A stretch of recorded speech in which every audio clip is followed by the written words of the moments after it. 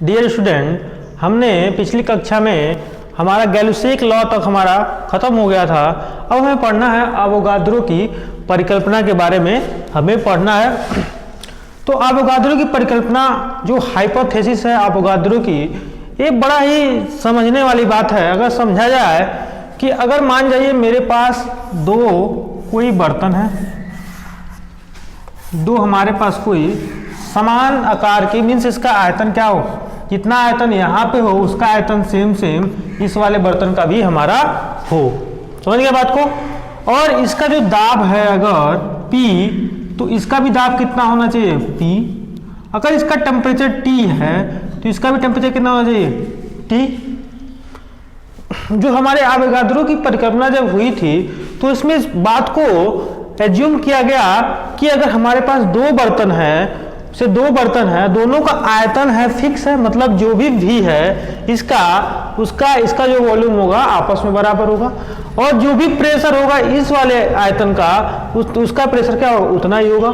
जितना T इसका रखेंगे उतना ही T क्या करेंगे इसका भी रखेंगे, मतलब समान अवस्थाएं यहाँ पर होनी चाहिए।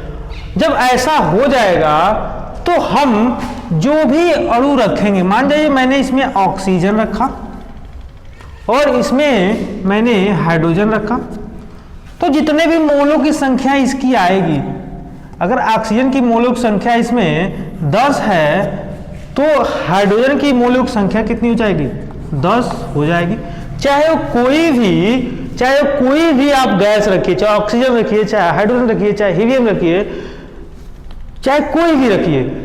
इस परिकल्पना का मतलब यही है कि अगर सब प्रेशर, टेम्परेचर और आयतन तीनों क्या है सेम है दूसरे वाले बर्तन से, तो जो भी इस बर्तन में हमें जो भी गैस रखेंगे उसका जो हमारा अणुओं की संख्या होगी, अगर इसका 10 है तो इसका भी कितना होगा 10 ही होगा, चाहे वो भले ही ये ऑक्सीजन था तो ये हाइड्रोजन है, उससे कोई मतलब नहीं है।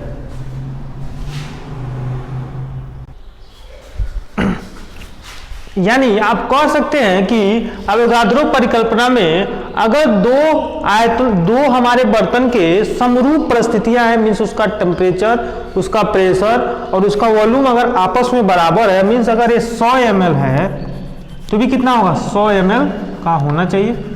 तो जो भी इसमें गैस होगा, चाहे हाइड्रोजन हो चाहे ऑक्सीजन हो, भले से वो भिन्न है, लेकिन जिसमें अगर एक के अणु संख्या अगर 10 है तो इसमें भी क्या होगा हमारा अणुओं की संख्या कितनी हो जाएगी 10 हो जाएगी। जैसे एग्जांपल से समझिए, जैसे अगर मान जाइए 50 ml, मानिए हमारे पास 50 ml में अगर X अणु है, कितने अणु है X अणु है, 50 ml में X अणु है। अगर मैं इसको 100 ml कर दूं, कितना ml कर दूं 100 ml कर दूं, तो अवोगाद्रो परिकल्पना यही कहता है कि जो अणुओं की संख्या है वो कहीं ना कहीं किसके बराबर हो जाएगा 2x के अणु के बराबर।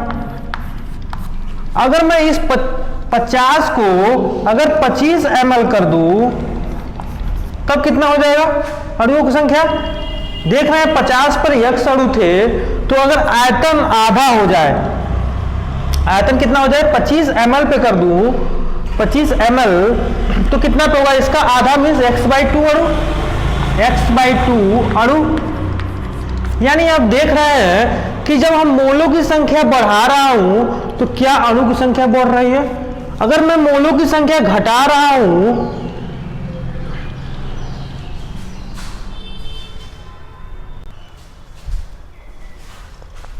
तो अवोगाद्रो की परिकल्पना में यही है कि हम अगर दोनों बर्तनों का समरूप परिस्थिति ले लूं, सिंपल समझिए, मैं इस दोनों बर्तन का समरूप परिस्थिति का क्या मतलब है, इसका जो प्रेशर है इसके बराबर हो जाए, इसका जो टेम्परेचर है इस वाले बर्तन के बराबर हो जाए, और जो इसका आयतन है अगर 100 ml है तो इसका भी आयतन कितना हो जाए 100 ml हो जाए। तो जो भी हम गैस इसमें रखेंगे, अगर मैं इसके ऑक्सीजन के 10 अणु इसमें रख रहा हूं तो अगले वाला बर्तन में चाहे जो भी गैस हो, चाहे हाइड्रोजन हो चाहे कार्बन डाइऑक्साइड हो, जितना अणु की संख्या होगी इसमें, उसमें भी कितना होगा अणुओं की संख्या बराबर होगा। मतलब अगर 10 अणु इसमें है तो 10 अणु इसमें भी होंगे, चाहे वो कोई भी गैस हो, उससे कोई मतलब नहीं है। एक एग्जाम्पल समझिए कि मान जाइए अगर मेरे पास 100 ml में x अणु है, मान लीजिए x का कुछ भी ले लीजिए, x अणु है। अवोगाद्रो की परिकल्पना के अनुसार अगर मैं इसका आयतन बढ़ा देता हूं, मीन्स अगर 200 ml कर दूं तो जो अणुओं की संख्या हो जाएगी, जितना आयतन बढ़ाएंगे उतने गुना बढ़ जाएगी। मैंने इसको क्या बढ़ाया, 2 गुना बढ़ा दिया, तो कितना हो जाएगा, ये भी कितना जाएगा 2x अणु, समझ रहे हैं। अगर मैं इसको 300 ml कर दूं तो कितना हो जाएगा, 3x अणु हो जाएगा। अगर मैं इसको 50 ml कर दूं तो क्या 100 ml पे x अणु थे, तो 50 ml पे कितना हो जाएगा, देख रहे हैं आयतन बढ़ाने पर अणुओं की संख्या क्या हो रही है, बढ़ रही है, तो आयतन घटाने पर अणुओं की संख्या घटना चाहिए। यानी 50 ml पे कितना हो जाएगा, x/2 मतलब आधा हो रहा है, इसका भी अणु क्या हो जाएगा, आधा हो जाएगा। यानी आप देख रहे हैं सिंपल सा अवोगाद्रो की परिकल्पना में कि हम आयतन को अगर बढ़ा रहे हैं तो कहीं ना कहीं क्या बढ़ रहा है, अणुओं की संख्या, और अणुओं की संख्या क्या होती है, मोलों की संख्या, यानी डायरेक्टली प्रोपोर्शनल किसके है, इस मोलों की संख्या से, इस मोलों की संख्या से। यानी देख रहे हैं मैंने आयतन को बढ़ाया तो क्या बढ़ गए, हमारे अणु क्या हो गए, बढ़ गए। अगर अणु बढ़ गए, अणु बढ़ने का क्या मतलब, मॉलिक्यूल्स अगर बढ़ जा रहे हैं इसका मतलब यानी मोलों की संख्या भी बढ़ गया, भाई मोलों की संख्या बढ़ गया, यानी आयतन बढ़ने पे क्या बढ़ जा रहा है, हमारा मोलों की संख्या बढ़ जा रहा है।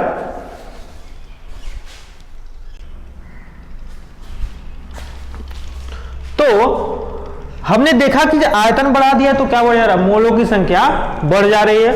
यानी अगर मैं PV इक्वल टू nRT की बात करूं, आदर्श गैस इक्वेशन की बात करूं, PV इक्वल टू क्या होता है, nRT, इसमें मैंने P को फिक्स कर दिया, ये तो पहले से फिक्स है, नियतांक है, नियतांक मीन्स फिक्स वैल्यू कोई, T क्या है हमारा वो भी नियत था।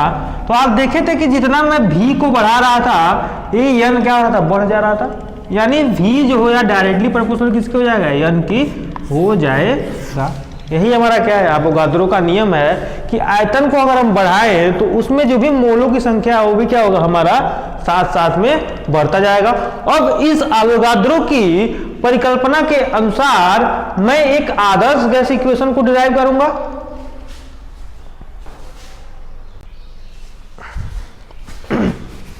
तो मैं आदर्श गैस इक्वेशन को डिराइव करना है मुझे, तो आप सभी जानते हैं कि PV इक्वल टू क्या होता है, nRT। ये तो आपने आदर्श गैस इक्वेशन पढ़ लिया, लेकिन अब इसे लाना है मुझे आदर्श गैस इक्वेशन। तो अब आप जानते हैं कि अगर मैं बॉयल्स लॉ की बात करूं, बॉयल का जो नियम है, बॉयल्स नाम जो लॉ है वो क्या कहता है, हमने आपको एक शॉर्ट ट्रिक बताया था, आप हमेशा इसको याद रखेंगे कि घर भी छुपा बेटा, यानी घर भी छुपा बेटा, ऐसे था, घर भी छुपा बेटा।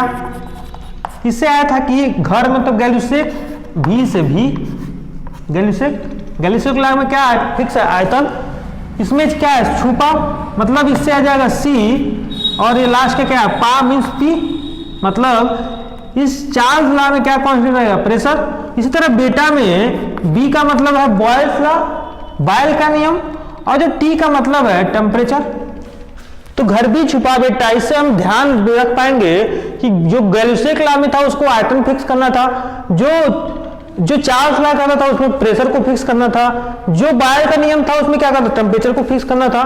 तो सिंपल सा है, अगर मैं बात करूं मैं बॉयल के नियम से, बॉयल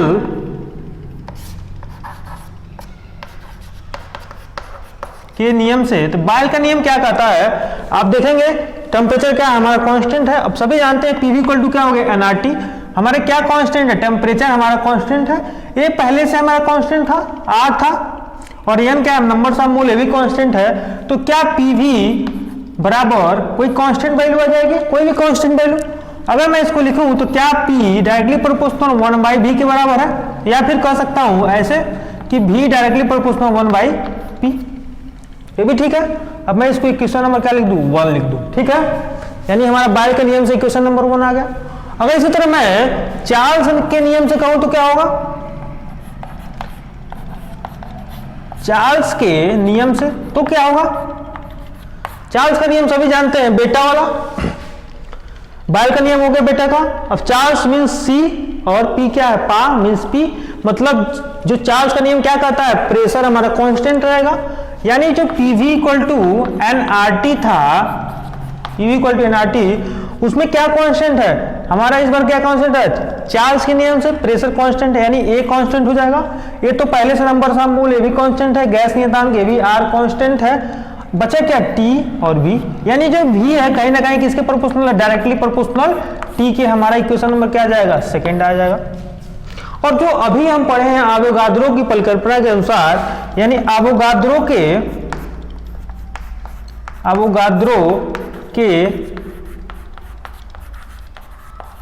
परिकल्पना से क्या पढ़े, परिकल्पना में आपने देखा कि हमने जब आयतन को बढ़ा रहा था तो जो उसके अंदर अणु मौजूद थे, मीन्स नंबर ऑफ मोल थे, वो भी क्या रहते, बढ़ रहे थे, एकदम सिंपल था। यानी जो v है आयतन डायरेक्टली प्रोपोर्शनल किसके है, n के है, हमारा इक्वेशन नंबर क्या हो जाएगा, 4 हो जाएगा, कोई दिक्कत नहीं है। हमारा first second sorry third equation 1 2 और 3 इक्वेशन नंबर क्या हो गया, थर्ड हो गया।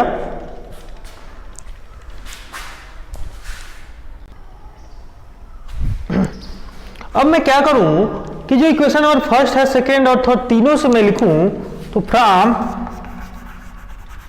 Equation first second and third, क्या भी ए वाला भी और ए वाला भी क्या एक साइड है, तो मैं क्या करूं, एक साइड लिख सकता हूं, डायरेक्टली प्रोपोर्शनल के पहले का क्या है 1 बाई पी, दूसरा क्या है मल्टीपल टी, तीसरा क्या है मल्टीपल एन, ऐसा कुछ है। और अगर मैं इसको इधर ले चला जाऊं तो क्या हो जाएगा, पी भी डायरेक्टली प्रोपोर्शनल टी इंटू का नंबर ऑफ मोल, यही है।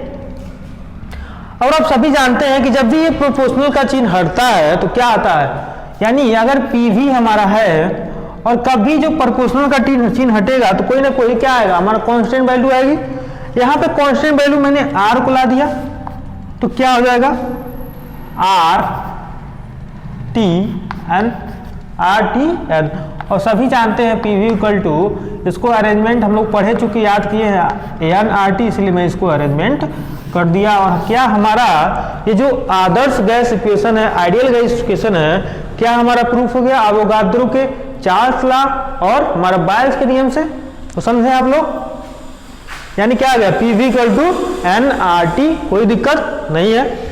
आप चाहे तो इसको लिख सकते हैं, स्क्रीन शॉट भी ले सकते हैं आप लोग।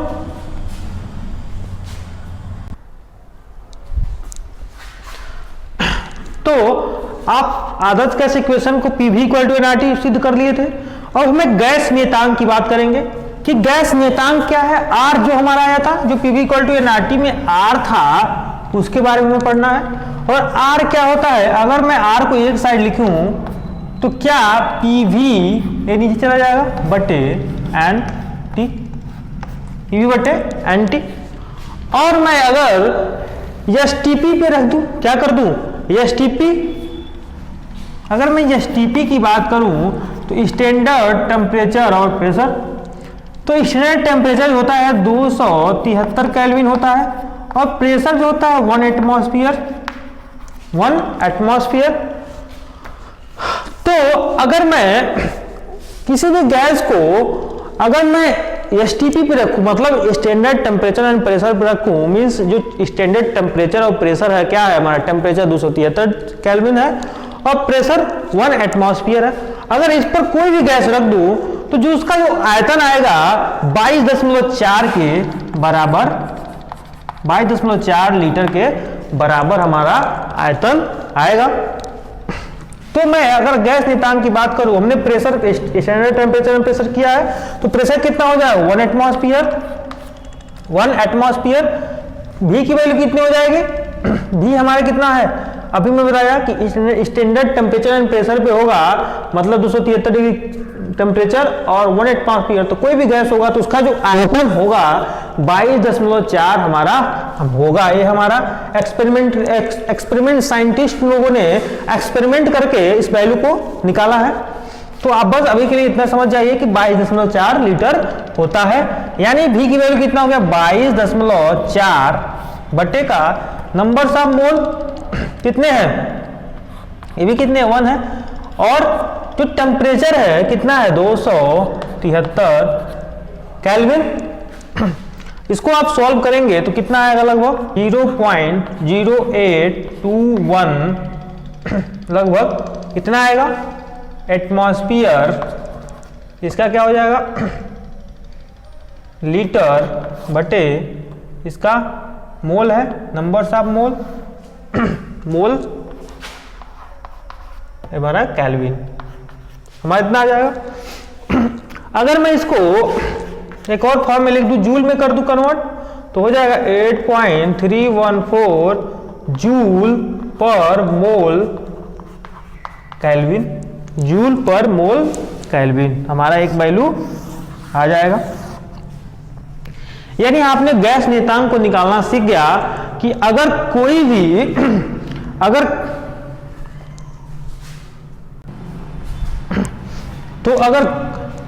इस गैस नियतांक का क्या निकालना आप लोग सीख रहे होंगे। इसमें कहा गया कि अगर कोई भी गैस के अणु है, अगर नंबर्स ऑफ मोल मैंने 1 कर दिया, मींस n की वैल्यू कितना कर दिया 1 कर दिया, और मैं उसको स्टैंडर्ड टेम्परेचर एंड प्रेशर पे रख दिया, तो स्टैंडर्ड टेम्परेचर एंड प्रेशर का क्या मतलब है, स्टैंडर्ड टेम्परेचर का मतलब है 273 मतलब 273 केल्विन, और टेम्परेचर क्या होगा 273 केल्विन, और प्रेशर 1 एटमॉस्फेयर पे जब रखा जाएगा जो भी आयतन कवर होगा वो 22.4 होगा। मैंने इसमें R को एक साइड करके लिखा, सॉल्व किया, हमारा इतना वैल्यू आ गया। यहां तक कोई दिक्कत होनी भी नहीं चाहिए। तो अब हम अवोगाद्रो की परिकल्पना हो गया, सब कुछ हो गया, और हम पढ़ेंगे डाल्टन के आंशिक दाब का नियम। ये क्या कहता है, ये नियम क्या कहता है कि अगर मेरे पास कोई एक क्या है बर्तन है, कोई हमारा पात्र है, अगर उसमें कुछ गैसेस भर दिया जाए 1 2 3 4 5 जितनी आपकी मनमौजी हो उतना आप गैस को भर सकते हैं, लेकिन ये ध्यान रखना है कि जो गैस भरा जाएगा वो अक्रिय होना चाहिए, मतलब कोई रिएक्शन एक दूसरे में न हो, मतलब अक्रिय गैस से क्या हो इसमें भरा जाए। अगर मान जाइए मैं एक गैस भर दिया और एक गैस बी को मैंने क्या किया इसमें डाल दिया, दोनों गैस क्या है अक्रिय है, दोनों गैस क्या होगा अक्रिय होंगे, मतलब ए और बी क्या होंगे अक्रिय गैस होंगे और भी आयतन में होंगे।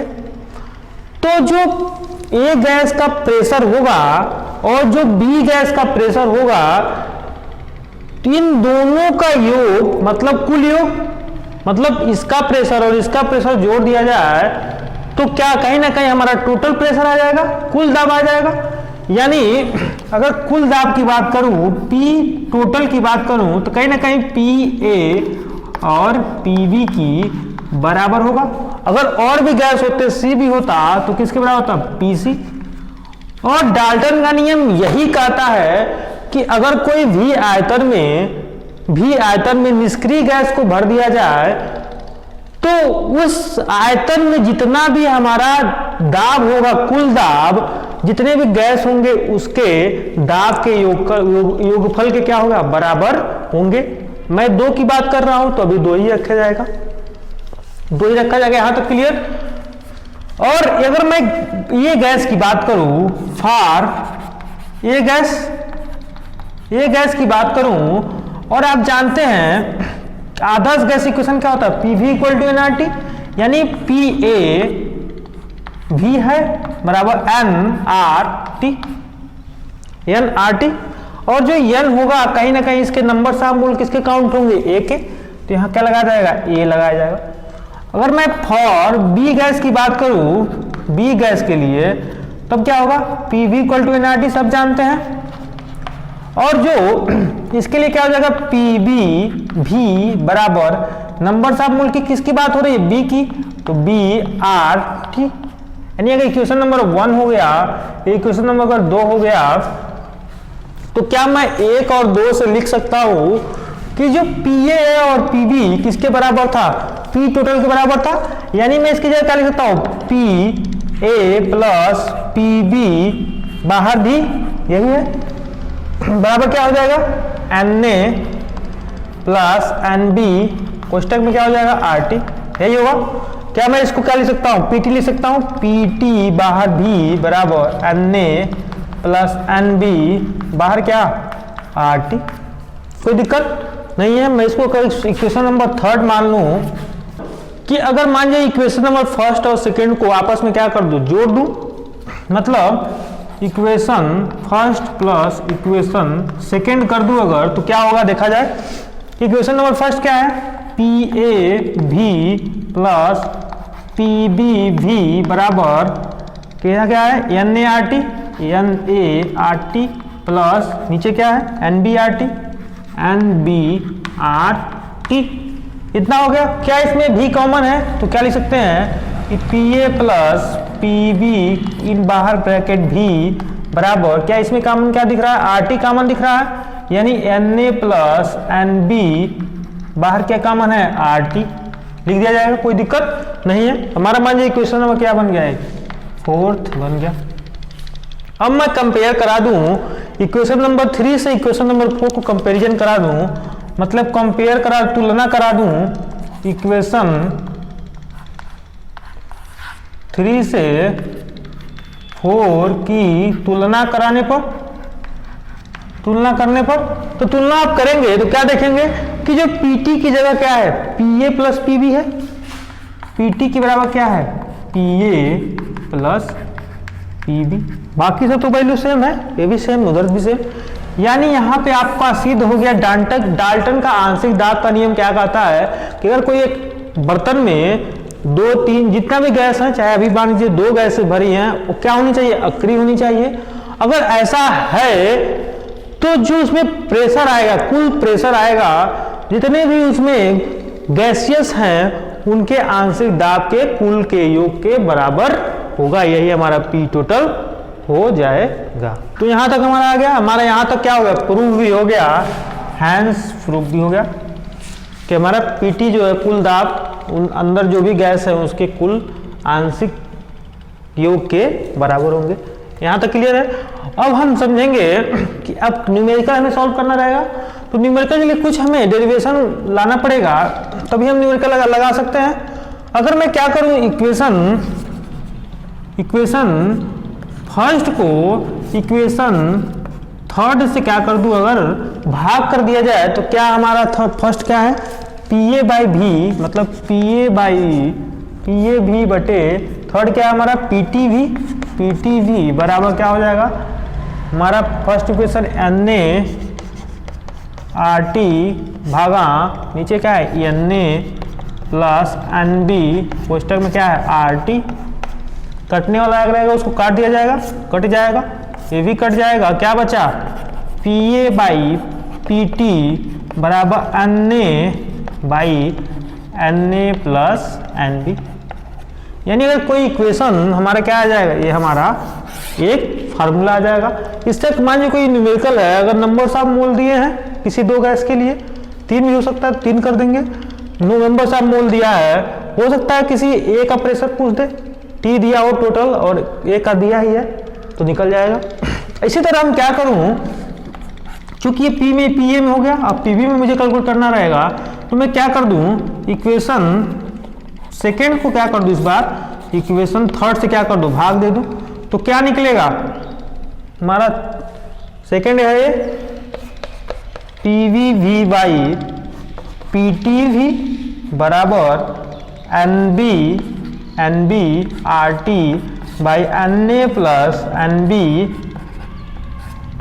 RT, यही हो जाएगा।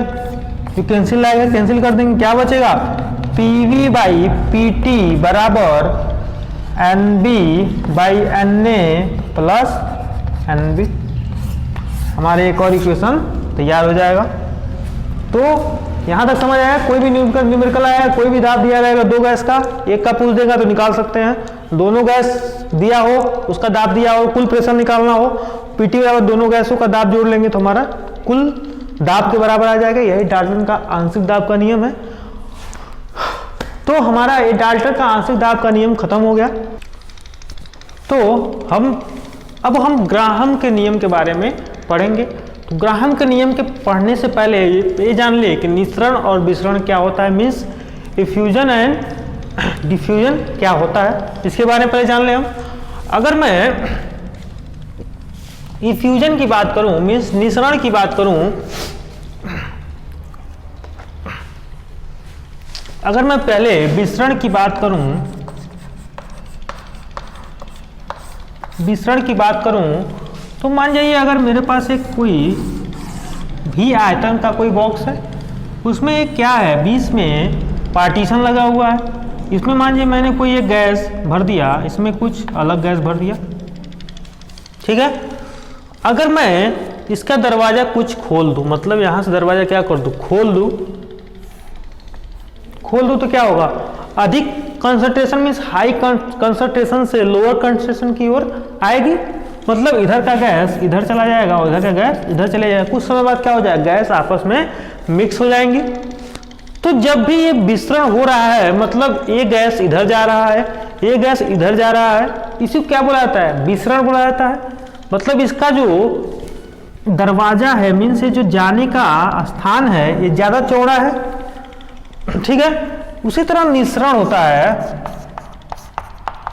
निसरण का क्या मतलब है कि कुछ नहीं, मतलब बस एक ही अंतर है। मान लीजिए हमारे पास एक बॉक्स था और मैं बीच में क्या किया, दरवाजा लगा दिया था, इसमें हीलियम भर दिया था, इसमें हाइड्रोजन गैस भर दिया था। अब इसमें चूंकि दरवाजा इतना चौड़ा था, इसमें दरवाजा क्या कर दिया जाएगा, बहुत ही मामूली दरवाजा क्या कर दिया जाएगा, कर दिया जाएगा। इससे बहुत ही धीरे धीरे गैस क्या होगा, आपस में बदलेगा। तो जब भी ऐसी बात हो उसको क्या बोलेंगे, निसरण। और जब भी दरवाजा क्या हो, चौड़ा हो, उससे जो गैस इधर आदान प्रदान हो रहा है उसको क्या बोलेंगे, विसरण। निसरण का एग्जाम्पल आप लोग देखिए, निसरण जब आप घरों में हैप्पी बर्थडे होता है तो आप लोग देखते होंगे कि गुब्बारे को अगर फुला कर रख दिया जाए और अगले दिन देखा जाए तो गुब्बारा अगर इतना बड़ा था तो बाद में कितना बड़ा होगा, इतना बड़ा, हवा निकल गया उसमें से, यानी उसमें से बहुत ही छोटे छिद्र से हवा क्या हुआ, बाहर की ओर निकला है। तो उस वाले जब निकल रहा है उसको निसरण बोलेंगे। और जब वो अपने मुंह से कहीं निकलेगा, मतलब उसका दरवाजा मतलब बड़ा हो, तब उसको क्या करेंगे, विसरण बोला जाएगा। निसरण और विसरण क्लियर है। मतलब ये जाने का जो भी सिस्टम है, दरवाजा अगर ज्यादा चौड़ा है तो उसको बोलेंगे विसरण, कम चौड़ा है तो उसको बोलेंगे निसरण। क्लियर है। अब हम ग्राहम के नियम की ओर लौटेंगे। तो ग्राहम का नियम जनरली यही कहता है कि जो भी निसरण या विसरण हो रहा है, निसरण या विसरण हो रहा है, उसका जो दर है, निसरण या विसरण का जो दर है, दर को अगर R से लिखा जाए, जो दर है कहीं ना कहीं उसके मूलर द्रव्यमान के व्युत्क्रमानुपाती होता है। इसके मूलर द्रव्यमान के व्युत्क्रमानुपाती होता है। इसको ऐसे लिख सकते हैं कि विसरण या निसरण की दर, मतलब रेट, पुस्तक में R की बात करूं तो कहीं ना कहीं उसके मोलर द्रव्यमान यम के क्या होगा, रूट में, और क्या होगा, अनुक्रमानुपाती होगा। आप देख रहे हैं, अब इसको कई लोग कंफ्यूज हो गए, ऐसा क्यों हो रहा है। तो मूलर द्रव्यमान, जैसे समझिए ऐसे कि मूलर द्रव्यमान अगर ज्यादा रहेगा तो क्या उसका जो दर है कम रहेगा कि ज्यादा रहेगा। मान लीजिए आपके घर में कोई कमरा है, ठीक है, कमरा है, उसमें खूब ढेर सारे लोग आए हुए हैं, चाहे मूवी थिएटर में आप लोग हैं, खूब ढेर सारे मूवी देख रहे हैं, अचानक आग लग जाएगी, तो क्या जो पतला आदमी रहेगा उस दरवाजे से निकल जाएगा। कोई भी दरवाजा चाहे पतला हो चाहे मोटा हो, कौन जल्दी निकल जाएगा, जिसका द्रव्यमान कम होगा वो जल्दी से निकल जाएगा। अगर ज्यादा मोटा आदमी रहेगा तो उसको निकलने का दर रहेगा वो क्या हो जाएगा, कम हो जाएगा। सेम उसी तरह अगर मोलर द्रव्यमान ज्यादा है तो जो उसके निकलने का दर क्या हो जाएगा, कम हो जाएगा। मतलब ये ज्यादा कब होगा, जब ये कम होगा। ये कम कब हो सकता है, जब ये ज्यादा होगा। क्या ये सही बात है। मतलब द्रव्यमान देखते हैं, किसी आदमी मान आप मोटे हैं, आपको भागना है दरवाजे से, और कुछ पतले लोग हैं, कौन निकलेगा जल्दी, उसका रेट किसका ज्यादा रहेगा, पतले वाले का, वो जल्दी से जल्दी निकलेंगे लोग, मोटे वाले धीरे धीरे निकलेंगे। तो इसीलिए क्या हुआ, ये अनुक्रमानुपाती के मतलब इनवर्सली प्रोपोर्शनल हमारा आ गया। जब भी ये विसरण या निसरण की जो दर है, ग्राहम का नियम, इसमें प्रेशर जो होना चाहिए नियत होना चाहिए, मीन्स कांस्टेंट होना चाहिए, फिक्स होना चाहिए। टेम्परेचर भी क्या होना चाहिए, फिक्स होना चाहिए, नियत होनी चाहिए। और जो हमारा एरिया है वो भी क्या होना चाहिए, फिक्स होना चाहिए। ठीक है, फिक्स मीन्स जो इसका एरिया है, जो दरवाजे का एरिया था वो क्या होना चाहिए, फिक्स होना चाहिए।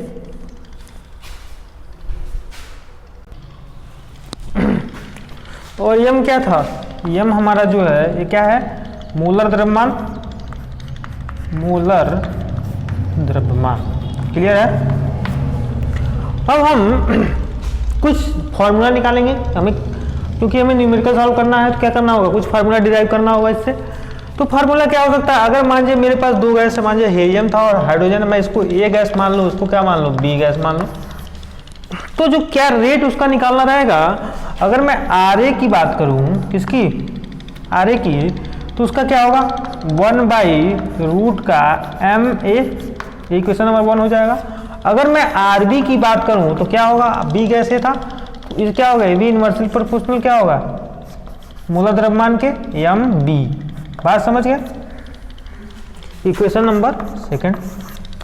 अगर मैं इसको वैसे लिखूं तो कैसे होगा, R B by R B, मतलब अगर इफ इक्वेशन फर्स्ट भागा इक्वेशन सेकंड कर दूं तो क्या होगा, R A by R B बराबर क्या होता है, ये ऊपर चला जाएगा, मतलब रूट का एम बी बटे का रूट एम ए, यही हमारा क्या आ जाएगा, एक नियम हमारा आ जाएगा। अगर कोई दो गैस दिए रहेंगे, अगर ए का रेट दिया है, बी का रेट दिया है और किसी एक गैस का मोलर द्रव्यमान दिया है तो अगले का मोलर द्रव्यमान निकाल लेंगे, या फिर इन दोनों में से कोई दिया है, ए दिया है और ए का रेट निकालना हो तो भी हम निकाल सकते हैं। अब ये हमारा हो जाएगा, तो उसके बाद बात आता है वाष्प घनत्व के बारे में। तो हम वाष्प घनत्व की बात करेंगे, मीन्स डेंसिटी की बात करें, इसको जनरली डी से दिखाते हैं। तो डेंसिटी की बात करें तो जो हमारा मोलर द्रव्यमान होता है उसके m/2 के बराबर होते हैं। ठीक है, और जो हमारा रेट होता है, अभी निकाले थे हम लोग, जो रेट था हमारा विसरण या निसरण का जो रेट था किसके प्रोपोर्शनल था, किसके बराबर था, रूट 1/रूट का m, यही था। अगर मुझे इस फॉर्म में लिखना रहे तो कैसे लिख सकता हूँ, m की वैल्यू अगर क्या निकाल दें, मान जाओ m, मैं यहाँ से m बराबर क्या निकाल दूँ, 2d हो जाएगा, 2d। तो हम क्या कर दें, r बराबर रूट m हो गया इसके, और m की वैल्यू कितनी है, 2d, यानी r बराबर क्या हो जाएगा 1/रूट 2d, इसके बराबर आ जाएगा। तो मैं इसको कैसे लिख सकता हूँ, अगर मैं आर ए की बात करूँ, ए गैस के लिए, जो हमारे गैस था दो, उसकी ए गैस की बात करूँ तो क्या आर ए हो जाएगा, आर ए बराबर क्या होगा 1/रूट 2, अगर इसको मैं बाहर कर दूँ तो रूट 2 फिर बाहर आ जाएगा रूट डी, रूट डी कौन किसके लिए था, ए के लिए था। इसी तरह मैं अगर इसको इक्वेशन नंबर 1 मान लूँ, इसी तरह आर बी हो जाएगा तो उसका क्या होगा 1/√2 को बाहर कर दें तो रूट 2 भाग अंदर आ जाएगा डी, बी की बात चल रहा है तो बी हो जाएगा, इक्वेशन में क्या हो जाएगा, सेकंड हो जाएगा। From equation first and second, मैं इसको भाग कर दूं, अगर इक्वेशन फर्स्ट बटे क्या करूँ सेकंड कर दूं तो क्या आएगा, R A by R B बराबर, ये कहाँ चला जाएगा, ऊपर चला जाएगा तो क्या हो जाएगा root two root D V by root 2 root D A, कितना आ जाएगा, क्या इससे इसे कैंसिल हो जाएगा तो क्या बचेगा, R A by R B बराबर root D V by root D A हमारा होगा। ये हमारा क्या हो जाएगा, एक इक्वेशन तैयार हो गया। मतलब कोई डेंसिटी दिया रहेगा, कोई दो गैस दिए रहेंगे या तीन दिए रहेंगे, अगर डेंसिटी की बात करेगा और तब रेट पूछे, एक दे करके एक पूछ ले तो हमारा इससे सॉल्व हो जाएगा। तो हमारा क्या हो गया, ये वाला यहाँ तक खत्म हो गया। तो आई होप ये लेक्चर आपको अच्छा लगा होगा। अब अगले लेक्चर में हम लोग गैस के अणुगति सिद्धांत के बारे में पढ़ेंगे। तो मिलते हैं अगले वीडियो में। अगर आपको अच्छा लगा है तो प्लीज़ कमेंट बॉक्स में ज़रूर बताइएगा। अगर कोई डाउट है तो कमेंट बॉक्स में आप बता सकते हैं, तो मैं एक छोटा सा लेक्चर लेकर के उस डाउट को क्लियर कर दूंगा या फिर दोबारा री लेक्चर कर दूंगा। तो मिलते हैं अगले वीडियो में, तब तक के लिए धन्यवाद।